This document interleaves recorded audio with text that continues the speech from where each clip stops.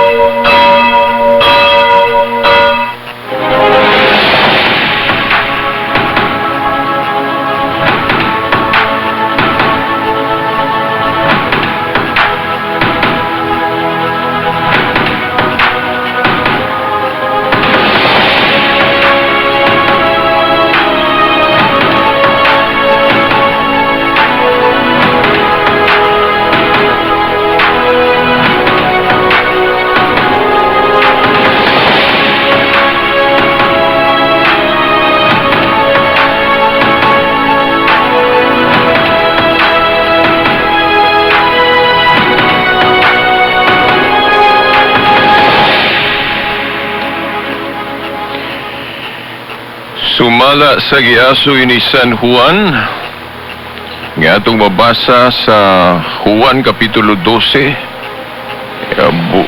versikulo 26. Ang buot mag-alagad kanako, kinahanglan musunod kanako, aron kun hain ako at tuaw sa bang akong sulugoon. Ang akong amahan magpasidungog kaniya nga mag-alagad kanako. Okay, mao kadto ang gipahayag yun mismo no sa atong Ginoong Hesukristo nga giasoy ni San Juan sa iyang ebanghelyo nga atong mabasa sa Juan Kapitulo 12 versikulo 26. Okay, aniya no sabang tulumanon nga giuluhan ang kahayag sa pagtuong Katoliko. Uban gyapon ining ubos ninyong alagad sa maong tulumanon, Silbert Dondoyano Sr. alias Benitas. Magkauban gyapon nato ang atong mga kasama sa technical side. Si kasamang radyoman Danny Luod, ug usab si kasamang radyoman Tax Ilumba. Sa gawas, si kasamang radyoman Reynaldo Cuenca, ug usab si kasamang radyoman Gion Ilumbaring. Pasiunang patimbaya sa gihapon sa atong manager dinhi sa istasyon. Ang atong amahan, no? Dinhi sa istasyon, si kasamang radyoman Edgar Dagumo, uban sa iyang mga kaubang, mga radyoman. Maayong adlaw sa Ginoo gihapon, no? Kanatong tanan. Okay, ang atong pizza karon, no?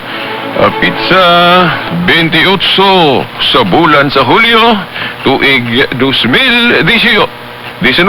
Apit masipit.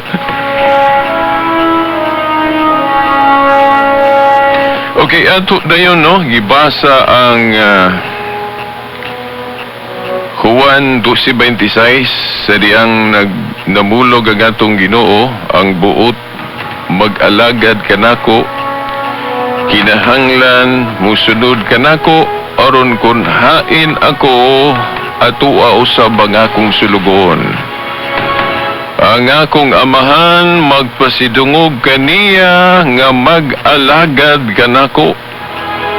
O kining pulong ba sa atong Ginoo dinhi nga ang iya kunong amahan nga ato pong amahan nga langit nun, magpasidungog kaniya nga mag-alagad kanako, no? Ang mag-alagad sa atong Ginoong Hesukristo pasidunggan ko no sa amahan. Pasidunggan sa amahan, ha?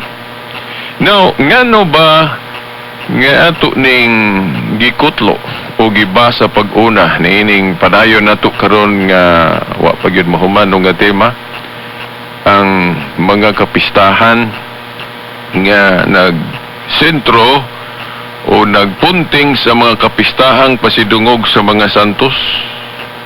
O ngano ba, no? Tungod kay mo manggunay essence sa gitudlo ni Kristo dinhi sa ebanghelyo. Sa gikaingon ko na kung maghisgot og bag-ong kasabutan kinahanglan ang atong pagtulunan nakabase sa gitudlo gayud ni Kristo, dili ibase sa gitudlo ni Moses. Now dili pagkasabton nga sa panahon ni Moses kadtong mga balaod panahon niya dili nato sundon yun tanan. Naagyapoy sundo nato niadto kanang gitawag natog mga moral law sa mas napulo kasugo nga naghisgot og ayaw panapaw, ayaw pagpatay, ayaw pagsaksig bakak sa imong isigataw, ayaw pagbatuglaing Dios. Kanabang mga balaod nga ang iyang dating moral ipadayon gihapon nato na kay dili man na mahimo pod nga usbo nato kay sa atong konsensya dili man gyud po na mao bisag kunsaon, no? Pero sa mga balaod nga ang iyang nature, ang iyang lingtunganay kinaiya ba nga kini matawag na tug ceremonial, mao nay pang-usbo nato kay bag-o namang kasabutan. Now, giklaro gyud na ni Pablo sa Colosas 2:14 hangtod 17 nga dili na kuno ta mutugot nga hukman pag unsa atong kanon. Okay kanang kanon ceremonial man nga balaod. Di ba? Colosas 2:14-17. Gani giapil pod ang Sabat kay ang Sabat go duha man ka elemento. One is moral o one is ceremonial. Ang ceremonial akong balikon ang pagpatunong sa adlaw. Ang moral nga padayon gyud dili mausab nga sa usa ka semana doon na gyud day of worship mahimong tawgon nag ikapito kaadlaw human sa unom kaadlaw sunod-sunod nga trabaho dili necessarily nga 7th day of the week.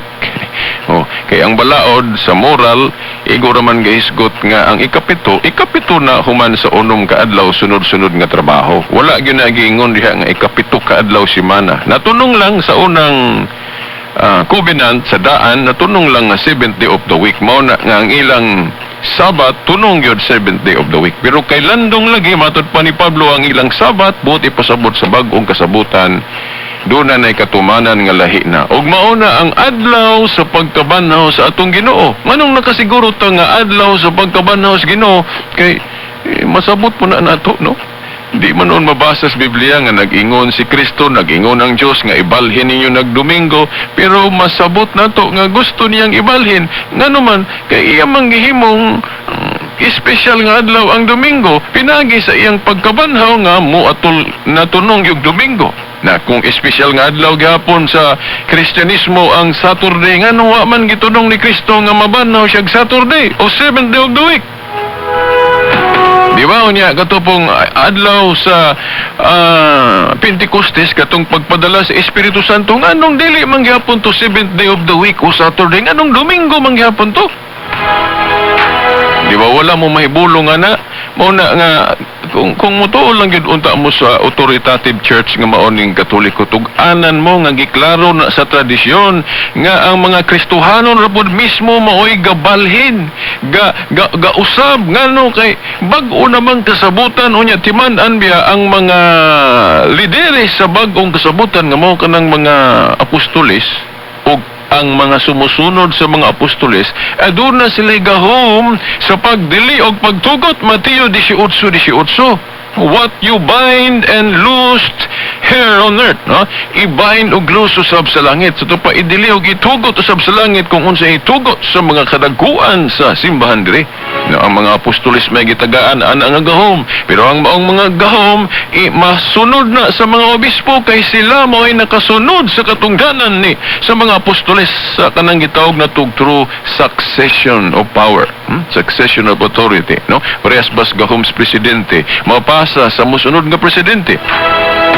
Gahom sa Chief Justice mapasa po sa musunod nga Chief Justice unya mabasa ra bigod sa buhat 1:20 nga ang gahom sa usa ka apostol kuan gini kanang iyang katungdanan kung mabakante dunay mopuli, no? Sa RSV Revised Standard Version klaro kay na and his office, let another take. Ang iyang katungdanan, bot pasabot katungdanan ni Judas na example na ehemplo, nga nabakante, usaman ka apostol si Judas, niya, pulihan ko, no? Kaya nabakante iyang katungdanan, kaya gahikog man to si Judas, agis kaulaw. Di ba?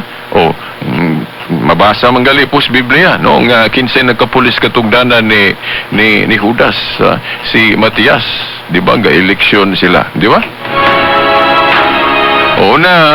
Unya kay kung basahon ang King James Version, unsa kabalo mo unsay gitawag anang laing termino anang katungdanan sa apostol, obispo. Di ba bishopric, basahan ninyo ng 1611 nga King James nga kanang posisyon ni apostol ni Judas gitawag og bishopric. Gingon niya, and his bishopric let another take. Okay, nabakante man to. Ang iya kunong pagka-obispo, kanagong bishopric nga termino, kinaraan o archaic word na siya sa pulong o sa katundanang kanang giumubo gali na to paglitok, bishop or obispo. Sa archaic ana nga terminology, bishopric. Bishop. Okay, now, bishop kuno o leader. So pagtuo, sa katiling ba ni Kristo muna ang mga apostol, ang gitawag yung apostol katong mga direct pinili ni Kristo, pero kana labaw but pasabot leader mayon tag obispo. Ang mga sumusunod base sa kasaysayan gitawag lag mga obispo, di ba? So kay sila mga obispo mo ay sunod nakamana anang gahom o authority sa mga apostol mo na ang mga obispo maoy may authority sa pag-transfer o pagbalhin anang solemnity of the Sabbath gikan sa Saturday ngadto sa Domingo. Sa ato pa kanang konsilyo nga mahitabo, resulta gani anang konsilyo mag-meeting ng mga kadagkuan sa iglesia. Kung unsay desisyon ana nga council, dili na pagbulutan lang sa tao. O dili na pagbulutan lang sa tao. Mo bitaw nga tanang opisyal nga konsilyo, council sa iglesia, kinahanglan mo tuuta kay ang mga desisyon ana dili na kay pagbulutan lang sa tao, pagbulutan na sa Dios kay ang Espiritu Santo Dios man. So ang Espiritu Santo Dios buot pasabot ang iyang paggiya sa maong konsilyo kung unsay mga desisyon ana pagbuot na sa Dios. Mao na nga kanang konsilyo sa Nicea, konsilyo sa Cartago, konsilyo sa Hippo, dagang konsilyo. Okay, magkonsilyo man sila balin-balin mapug lugar, di ba? Ang konsilyo sa Hippo, Cartago, Florence, Vatican, First Vatican Council, katong pagdeklara sa description, kanang gitawag na to conciliar description sa iglesia, kay panahon sa mga apostoles sa ilang konsilyo wala pa man sila kagama og official description sa iglesia. Gani lain-lain ang ilang tawag sa iglesia, di ba? Si Pablo maingon nga iglesia kuno sa Dios, nya napoy laing hubad o laing pahayag nga maingon pud siya iglesia ni Kristo. Si Pedro pod maingon nga kini piniling katawhan o piniling nasod, daghang kayo. Sa Juan pod nagpasabot pod nga ang katawhan gitawag og mga na tao pag-usab o born again. Sa buhat pod matawag og Christians. Oo, pag-abot sa Thessalonica matawag pod og Iglesia sa Thessalonica, pag-abot sa Efeso, Iglesia sa Efeso. Daghan kayo description ng iglesia base sa mga pamulong sa tagsa-tagsa ka miyembro sa iglesia. Kay wala pa man sila kanang gitawag na tog conciliar description. Unsa man ang conciliar description? Kana bang pahayag o deklarasyon nga hinugpong? Kana bang tinibuok pras ba ang usa ka grupo?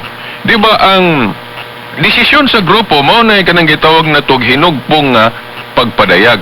Pero kung ang mag-istorya ang membro lang, din lain pong membro musulti siya po niya, lahi-lahi mo na gitawag na tog tinagsa nga pagpadayag. Pero kung hinugpong na gani, opisyal na kay usahan naman na, gigiyahan naman na, no? O kung mahisgot tag iglesia, ang paggiya sa iglesia kanang hinugpong kay ang church hinugpong man. Plus atong konsilyo sa Jerusalem.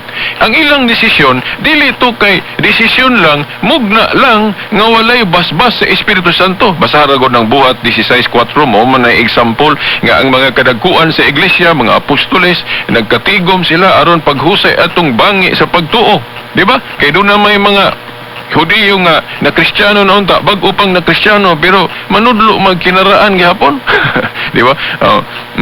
Mao na nga nagkonsilyo sila. Mao na nga ang debate nila na nihunong lang pagtingog sa Chief Justice katong tinugyanan sa Yahweh ba si Pedro. Di ba? Human sa taas nga lang tugi, namulong si Pedro, hilom sila tanan. Dayon wa gyud misupak kay Prime Minister man siya man nang labaw niya ni tingog pod si Santiago kay siya may obispo sa Jerusalem. Pero wala niya supaka ang giingon ni Pedro. Di ba? Kaya siya may labaw dito. Siya may primero ministro o prime minister.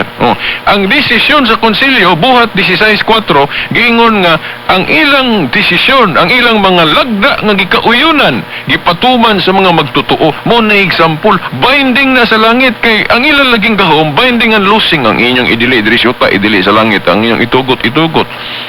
Unya, sa ilang konsilyo, wala pa sila maghisgot o official description sa iglesia. Kanang pagtawag ba nga conciliar description. Basahan ra ng buhat 15. Kung nag-ingon ba si Pablo o nag-ingon ba ang konsilyo diha, nag-ingon ba si Pedro diha, hinugpong nilang pagkasulti, nag-ingon sila nga ang official gyud nga katawagan sa iglesia kana gyung iglesia sa Dios o iglesia ni Kristo. Wala sila maghisgot diag official description sa ilang konsilyar nga pagpadayag. Wala pa sila maghisgot. Ang naghisgot og conciliar description sa iglesia pares atong sa konsilyo sa Nicea nga kuan gideklarar nga himuong description ng apostolik. Mao to'y conciliar description nga ang iglesia tawgon og apostolik. Kanang description nga Catholic. Now wala ko'y nabasa nga tinagsa nga gisgutan na nila, no? Naalay mabasa sa disipulo og apostol nga gihisgutan ng description nga Catholic. Pero naapoy mabasa sa Biblia lahi nga istorya ba pagpadayag pero mao ra gihapon sabton katong niingon si Kristo nga ang balay sa Dios mahimong sabton nga building, mahimo pong sabton nga katawhan, di ba? 1 Timoteo 3:15 ang iglesia gitawag og balay sa Dios. Unya niingon si Kristo diha nga tawgon kuno og balay sa pag-ampo, balay sa pag-ampo o katawhan sa pag-ampo o alang sa tanang kanasuran. Alang sa tanang kanasuran sa ato pa universal. Sa pulong kombinasyon Grego, Catholic, Catholis or Catholicos, sa Gloria Encyclopedia, Catholicos. Di ba? Mauna. So mauna ang description nga kanang tinagsa dili noon to resulta og konsilyo pero masabtan na nato nga description na sa iglesia, di ba? Unya sa Nicea pod gipun-an og kanang description nga kanang apostolic but pasabot ang una mga sakop mga apostol. Unya ako na lang idretso kay dili ang pod description gud mo atong topic ron. Pero ako lang ning example ba nga kinahanglan tuhuan nato ang mga pagpadayag og konsilyo kay Espiritu Santong gagiya na, di ba? Now kanus amang gyud nakabaton og official description kanang gitawag og conciliar description. When we say conciliar gani hinugpong resulta o deklarasyon og meeting tigom, di ba? Conciliar. Kanus amang gyud nakabaton og kompleto nga description nga kanang gitawag natong conciliar description sa iglesia katong First Vatican Council 1870. First Vatican Council 1870 sa dihang gi-opisyal pagdeklara ang tibuok description sa iglesia. Kadtong unsa man katong One Holy Catholic Apostolic Roman Church. O di ba? Ang usa nganong gihulagway nila nga usa ang iglesia kay usa ra man gyud ka iglesia ang gitukod ni Kristo. Nya nganong gi-describe po nila nga holy kay ang founder holy o balaan, di ba? Unya gitawag sa pagkabalaan ng mga sakop. Unya nganong gi-describe pod nga sani apostolic kay ang unang mga sakop mga apostoles no Efeso 2:20 gipasabot na. Nya nganong gi-describe pod nga Roman tungod kay ang sentro Naamang yung sentro ng iglesia. Pras ko na ng iglesia ni Cristo Manalo ang ilang sentro Pilipinas kay diri man gasugod niya atong makita nga kung asa gali gasugod dito pod ang sentro, di ba? Ang Mormons, ang Seventh-day Adventist, daghan kayo nga ang ilang sentro Amerika, saksi ni Uba kay dito man gasugod. Pero ang iglesia yung gitukod ni Cristo, ang matuod nga iglesia sa Dios, ang sinugdanan Jerusalem buhat 24:47. Unya kay niingon man si Cristo iyamang gipasabot diya sa Mateo 21:43 nga ibalhin ko no og laing lugar, laing nasod. Kay dito sa iyang lugar wa kayo makabunga og daghan kay daghang supakiro. Sa iyang kaugalingong lugar mo nang iyang gipasabot niya sa Mateo 21:43 nga itugyan kuno sa mga tao o itugyan sa laing lugar nga magbunga og ayo. Nya gipasabot sa buhat 2:39 nga layo na sa Jerusalem, lugar nga layo sa Jerusalem. Dayon sa buhat 22:21 gipasabot nga ang mga nanimuyo anang lugar mga Gentiles kundi mga Hudiyo. Di ba? Pinya giklaro na gyud ni Kristo unsa gyud ang lugar sa dihang naghisgot siya sa Jerusalem og Roma, sa dihang niingon siya nga Pablo maingon nga nagpamatuod ka kanako sa Jerusalem pagpamatuod usab sa Roma. Timan nga sa tanang lugar only Rome, ang Roma maoy binugtong giparalel sa Jerusalem, diin dito nagsugod ang iglesia. Di ba kanang Roma 23:11? Ano? Dili Roma. Buhat Acts chapter 23. Buhat 23:11. Kanang namulong si Kristo diha ngadto ni Pablo, no? Pablo maingon nga nagpamatuod ka kanako sa Jerusalem pagpamatuod usab sa Roma. Imagine ha, sa daghang mga lugar nga naabtan sa iglesia, no? Efeso, Thessalonica, Espanya, pagkadag Italia, na nganong ang Roma man mo'y giparalel sa Jerusalem. Tungod kay dito man gyud nagsugod ang iglesia sa Jerusalem. Niya buot ni Kristo nga ibalhin sa laing dapit. Ang sentro niini niya masabot na to nga Rome. Niya nasiguro na to nga Roma kay sumala sa Roma 1:6-8 ang pagtuo kunong Kristyanismo nga naabot sa Roma nadungog gani prophetic ni. Madungog or nadungog sa tibok kalibutan. So gikan sa Jerusalem abot sa Roma og nituyok sa tibok kalibutan. So mao na nga natuman sa Roma ang pagka nagmabungahon pag-ayo ang iglesia, mao na gibalhin na dayon sa Rome ang sentro. Mo na nga ang Prime Minister kung tinugyanan sa Yahweh na magpuyo sa Roma. Nya Katoliko ra may makaangkon ana nga ang Prime Minister na sa Roma, di ba? Particularmente sa Vatican City karon. So muna nga gipun-an og description nga Roman ang matuod nga iglesia. Mao na nga kumpleto gyud ang conciliar description sa iglesia karon. One Holy Catholic Apostolic Roman Church. Nya kinahanglan man gyud na butang ang description ng matuod nga iglesia ni Kristo o iglesia sa Dios kay naa man na sa Jeremias 31 bersikulo 21, no? Jeremias 31 bersikulo 21 nga butangag mga description kon mga ilhanan o mga palatandaan ng iglesia kay dili man gud igo ng nimtag lang nga iglesia ni Kristo o iglesia sa Dios kay daghan man mag-awat-awat ana pras gud anang kwarta na to mga igsuon.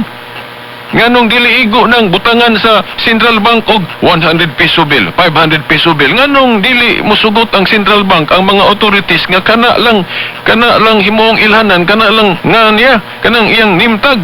No, dili mosugot ang mga authorities ana kay daghan mag-awat-awat ana, kopyahon, mapiki man ta ana. Mao na nga butangan nila description, no? Mga timailhan. O mao na ang mga obispo pod gibutangag description ng iglesia sa Dios o iglesia ni Kristong tinuod. Una, usa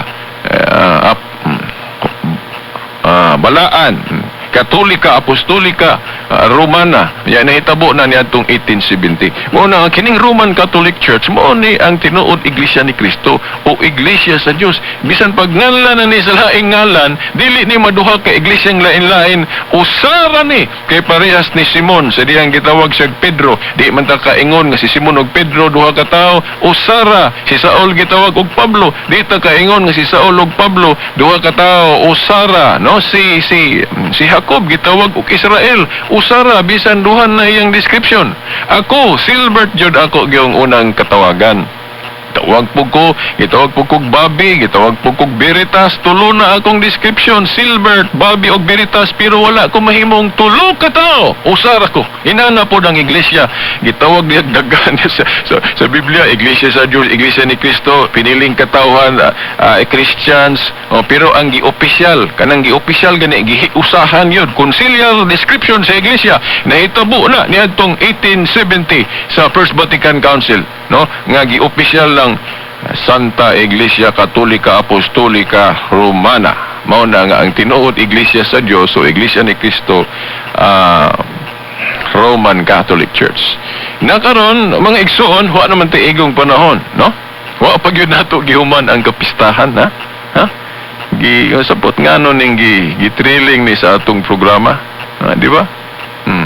Now, giuna man gud nato ang background sa authority sa iglesia. Parang dili ba mo magduda ba kung unsay himuong mga pista sa simbahan, kina siya gahom anang pagdili og pagtugot, di ba? So atangi gihapon sunod Domingo pohon. O gayaw kalimot karong hapon murag na ako'y naka-schedule nga inamigo ka debate. No, atangin nyo alauna o alas 8 pos gabi sa programa sa Catholic Faith Defenders kay mo apil po tariha.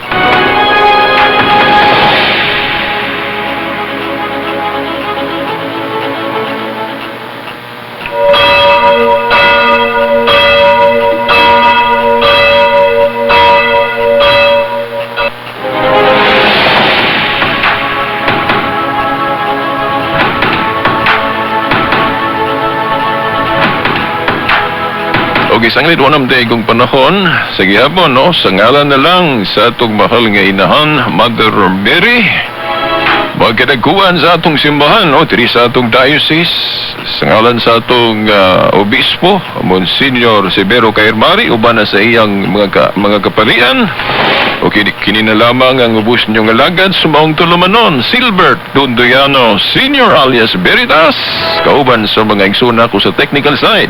Sa ngalan sa Amahan, sa Anak, sa Espiritu Santo. Amen. PXPR Tatak RMN. Magmura, makalawlaw agad, makagastos dagdag. Pero, sa Pampers Pants Magsulit, let's lawlaw kaya let's palit. Sa Pampers Pants Magsulit, let's lawlaw kaya let's palit. Free wet versus cheaper diapers, large size, SRP per pad. Bali na sa Pampers Pants. When there's a wish your heart believes. Don't you wish my White Rose Kojic Whitening Soap ka na? Ang wish mo, nandito na. Sa Gaisano Supermarket, Super 8 Grocery, South Star Drugstore, and selected Robinsons Supermarket. Ito na ang Kojic Wish Come True mo. White Rose. Para sa Kojic na puti, Kojic na kinis. White Rose Kojic Whitening Soap, manufactured by ACS Manufacturing Corporation. ISO certified, world-class quality. Pumasok ka lang, game na ako! Bago pumasok, kaya na to! Ilabas ang bilis! Sa school, game na! Game na! Milo! Champion Energy! Ilabas ang galing! Milo! Game na! Champion Energy! Gagaling din! Milo! Game na! Drink Milo everyday! Ilabas ang Champion Energy niya sa school every day. Bigyan siya ng Milo with 3 balanced meals like Protomalt, iron, and B vitamins. Milo everyday! Pasukan na? Give Milo for Champion Energy. Nakitaan sa akong anak iyang crush. May payong. Ay, siya. Ha? Huwag ning duol? Basing ba ko ginayhay nga wala tarong